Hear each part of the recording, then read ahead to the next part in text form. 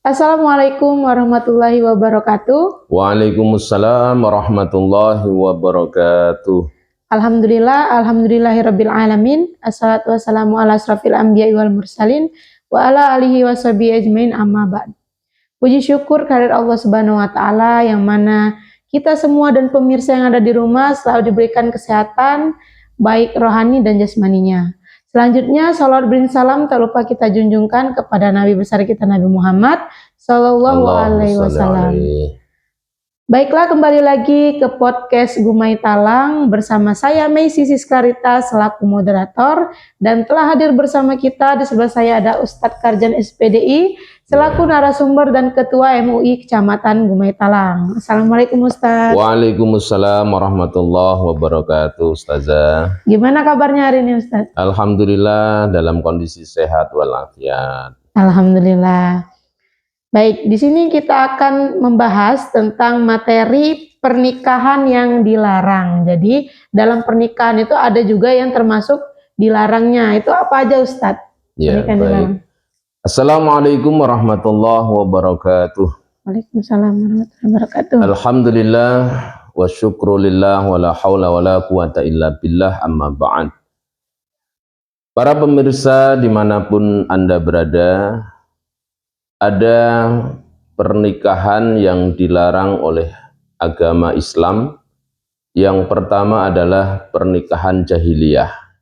Jadi pernikahan jahiliyah itu adalah pernikahan yang ingin mencari anak mungkin yang baik, ganteng, terus istrinya itu disuruh berhubungan badan dengan laki-laki yang dipilihnya tadi, tapi pernikahannya tetap kembali kepada suami yang lama. Artinya untuk mencari keturunan saja. Nah, ini dilarang oleh agama Islam, tidak diperkenankan. Kedua, pernikahan mut'ah, pernikahan dengan perjanjian kontrak masa batas waktu. Misalnya kita kerja ke Jawa, di Jakarta, kemudian nikah kontrak dengan seseorang wanita dengan batasan 2 tahun. Nah, ditentukan pernikahan yang ada batasan waktu inilah yang dilarang, tidak diperkenankan. Kemudian nikah yang dilarang juga adalah nikah muhalil. Nikah muhalil itu nikah yang sudah ditalak 3 kali, tapi karena ingin kembali kepada istrinya, dia janjian dengan suami laki-laki lain untuk menikahi mantan istri kita supaya nanti diceraikan dan istrinya bisa kembali lagi kepada suami yang lama. Ini juga tidak diperkenankan oleh agama kita. Kemudian yang selanjutnya nikah yang dilarang itu adalah pernikahan sighar. Sighar itu nikah yang dengan tukar menukar. Misalnya anakku saya nikahkan kepadamu, kemudian saya minta anakmu juga dinikahkan kepadaku. Jadi tukar-tukaran putrinya untuk menikah kepada bapaknya masing-masing, ini tidak diperkenankan juga oleh agama kita. Kemudian yang selanjutnya adalah nikah siri, ya. Walaupun secara agama nikah siri itu dibolehkan, tapi secara hukum undang-undang, menurut Undang-Undang Nomor 1 Tahun 74 itu tidak diperkenankan, karena nikah itu sejatinya adalah untuk diwalimahi, untuk diumumkan kepada masyarakat supaya orang-orang pada tahu dengan pernikahan kita, supaya tidak dihukumi berzina oleh lingkungan ya sekitar kita, supaya orang-orang mengetahui pernikahan kita. Itu yang dimaksudkan. Itulah Ibu Masih kurang dan lebihnya materi kita. Mungkin ada salah satu nanti yang belum tersampaikan karena kita terbatas waktunya.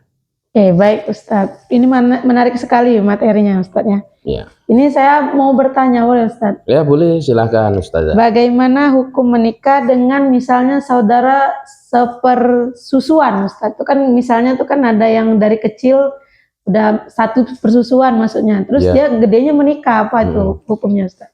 Hukumnya haram.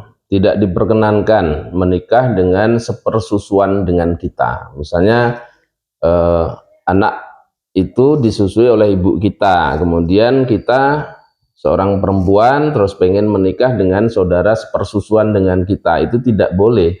Itu sama dengan saudara kita. Jadi tidak boleh kita menikah dengan mereka karena sepersusuan. Jadi ada beberapa hal wanita yang tidak boleh, itu adalah yang pertama itu karena nasab, ya. Nasab itu bisa ibu, bisa adik kandung kita atau bibi, ya, saudara dari bapak kita, itu tidak boleh dinikahi. Terus yang kedua sepersusuan tadi, ya. Ketiga yang tidak boleh itu adalah karena pernikahan, misalnya ibu mertua kita, itu tidak boleh karena kita sudah menikah dengan anaknya. Kemudian menantu dinikahi oleh mertuanya, itu juga tidak boleh karena sudah dinikahi anaknya. Kemudian juga termasuklah anak tiri, itu kalau sudah digauli ibunya, dinikahi dan sudah digauli secara badan, maka anak tiri ini tidak boleh sampai kapanpun tidak boleh dinikahi oleh bapak tirinya. Seperti itu Bu Messi. Baik Ustadz, ini ada satu lagi nih yang menariknya.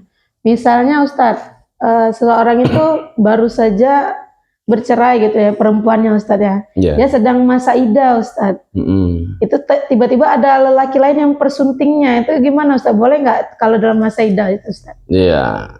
Jadi kalau masa iddah itu termasuk pernikahan yang dilarang, ya.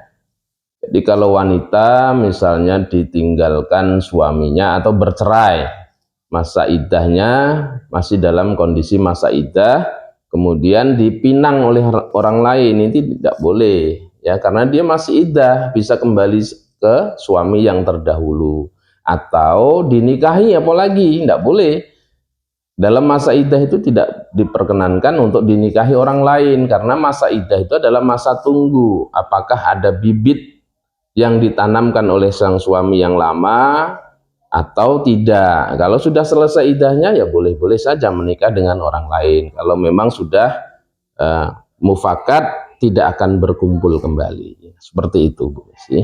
Baik Ustadz, terima kasih banyak Ustadz atas materinya. Sama-sama, insya Allah. Ya, semoga bisa bermanfaat bagi kita semua, apalagi bagi pemirsa yang ada di rumah untuk menambah ilmu pengetahuan. Ternyata ada juga macam-macam pernikah yang dilarang dalam agama. Iya. Baiklah, kita tutup podcast hari ini dengan melapaskan lapas hamdalah. Alhamdulillahirabbil alamin. Baiklah, apabila ada salah kata saya mohon maaf, pada Allah saya mohon ampun. Wallahul muwaffiq ila aqwamit thoriq. Wassalamualaikum warahmatullahi wabarakatuh.